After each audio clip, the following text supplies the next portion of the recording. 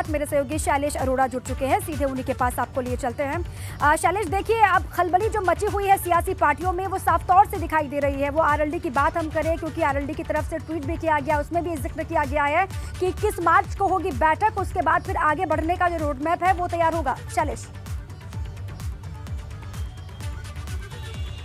बिल्कुल, देखिए 21 तारीख जो है वो अगर बात करें सपा और आरएलडी जो एक गठबंधन रहा दोनों का, तो एक तरफ देखिए अखिलेश यादव ने एक बैठक बुलाई है, जितने भी निर्वाचित विधायक हैं उनको बुलाया गया। दूसरी तरफ आरएलडी की बात करें तो जयंत चौधरी लखनऊ में बैठक कर रहे हैं और सभी लोगों को इसमें बुलाया गया, पदाधिकारियों को। मंथन होगा कि जो परिणाम चुनाव के सामने आए, जिस तरह से देखिए दोनों लोग ये मानकर चल रहे थे कि पश्चिमी यूपी की अगर बात करें तो आरएलडी पूरी तरह से आश्वस्त थी कि वहाँ की जो सीटें दी गई हैं उसमें अधिकतर सीटें आरएलडी जीत लेगी। दूसरी तरफ सपा का गठबंधन जो था बाकी दलों को लेकर, चाहे वो बात हो ओम प्रकाश राजभर के साथ, केशव देव मौर्य के साथ, संजय चौहान या अपना दल कमेरावादी, इन सभी लोगों के साथ जो एक संगठन बना, उसके बाद में कहीं ना कहीं ये लोग आश्वस्त थे और पूरी उम्मीद लगाए बैठे थे कि इस बार सपा की सरकार आएगी। लेकिन परिणाम वैसे नहीं आए, बल्कि परिणाम उससे बहुत अलग आए। क्योंकि भारतीय जनता पार्टी की अगर बात करें तो जिस तरह से लगातार दूसरी बार प्रचंड बहुमत के साथ आई है, उससे कहीं ना कहीं अब इन दलों को एक बार फिर से सोचने पर मजबूर कर दिया है बहुत ज़्यादा कि आखिर कहां पर चूक रह गई। आखिर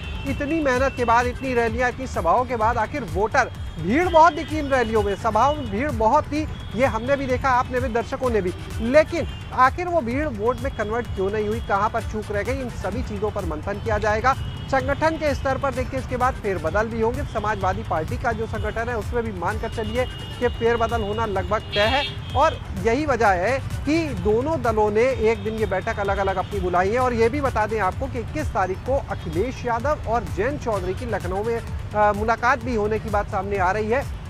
जयंत चौधरी यहाँ पर बैठक के लिए तो आएंगे, लेकिन अखिलेश यादव के साथ भी उनकी मुलाकात होगी। इससे पहले अखिलेश यादव ने जो बाकी सहयोगी संगठन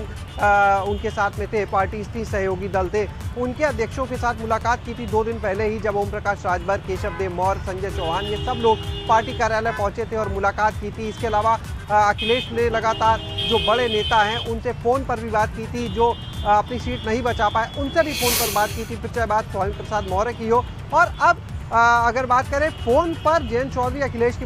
जो वार्ता थी वो तो लगातार चल रही, पहले भी हुई थी, लेकिन अब 21 तारीख को इन लोग की मुलाकात भी होगी और सभी चीज़ों को लेकर, जो समीकरण थे उन सभी चीज़ों को लेकर लंबा मंथन भी होगा। क्योंकि अब देखिए पहले एमएलसी के चुनाव है, नगर निकाय के चुनाव है, इसके बाद लोकसभा आ जाएगा 24 में। तो बात सिर्फ विधानसभा तक की नहीं है, विधानसभा में वो परिणाम ना मिलने की वजह से आगे के जो चुनाव हैं उनकी राह देखिए और मुश्किल हो जाती है इन लोग के लिए कहीं ना कहीं। ऐसे में अब देखना ये होगा कि समाजवादी पार्टी जो है वो किस तरह से आगे एमएलसी चुनाव के लिए अपने दावेदारों के नाम सामने लाती है, किस तरह से निकाय चुनाव को लेकर तैयारी करती है। क्योंकि अखिलेश यादव लेकर भी मंथन होगा, जाहिर सी बात है, क्योंकि जो हार मिली है, जो पटकनी मिली है, वो सबक है और उससे क्या सीखा जाए या फिर किस तरीके से आगे बढ़ा जाए, उस पर तो मंथन होगा ही। लेकिन शैलेश देखिए, दोनों ही गठबंधन में है और एक साथ मिलकर के चुनाव लड़ा, लेकिन जो ये बैठक हो रही है विधायकों के साथ में, ऐसी जानकारी आपने दी कि दोनों ही अपने अपने विधायकों के साथ अलग अलग बैठक करेंगे। इसके पीछे भी कोई रणनीति समझ में आ रही है क्या?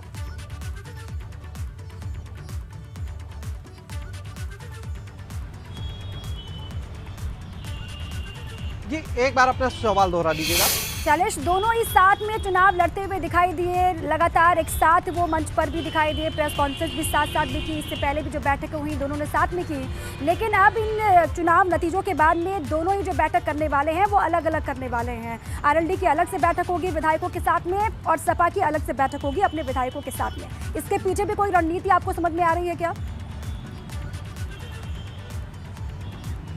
देखिए, दोनों दल अलग हैं, आपस में गठबंधन था, तो दोनों दलों को अपनी अपनी समीक्षा करनी पड़ेगी कि चूक कहां पर रह गई है। क्योंकि आरएलडी की अगर बात करते हैं तो देखिए वो एक अलग पार्टी है, एक बड़ा दल है, तो ऐसे में वो अपने स्तर के, देखिए जिन सीटों पर आरएलडी को जिम्मेदारी थी, हर दल की एक जिम्मेदारी है, तो आरएलडी को जितनी सीटों पर जिम्मेदारी दी गई थी, अधिकतर में पश्चिमी यूपी की जो सीटें थी, तो उनके ऊपर देखिए उन्हें अपनी पूरा मंथन करना है कि जहां पर ये इतना मजबूत माना जा रहा था पश्चिमी यूपी में आरएलडी को, जो एक उम्मीद लगाए बैठा था ये गठबंधन, तो वहां पर चूक कहां पर हो गई। इस वजह से देखिए जयंत चौधरी जो अपने स्तर पर इन सभी चीज़ों की समीक्षा करेंगे। और जैसा देखिए हमने पहले भी कहा कि अखिलेश यादव और जयंत चौधरी की मुलाकात होगी, तो देखिए एक तरफ अखिलेश यादव जो है वो अपना मंथन करेंगे, एक तरफ जयंत चौधरी करेंगे, और उसके बाद जो चीज़ें मंथन में आएंगी, जाहिर सी बात है कि फीडबैक लेने के बाद, ग्राउंड रिपोर्ट से जानकारियाँ लेने के बाद